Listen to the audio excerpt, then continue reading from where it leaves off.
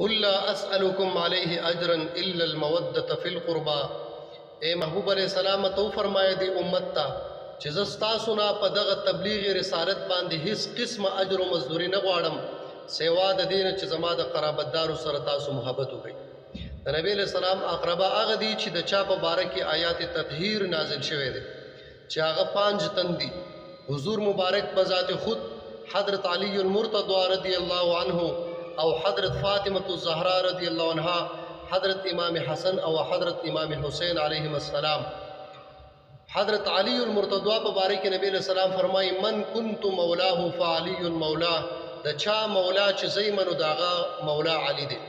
د فاطمة الزهراء په باره کې نبی علیہ السلام فرمایي الفاطمة بضعة مني، فاطمه زما د زړه ټوکړه ده، زما د ځان حصہ ده.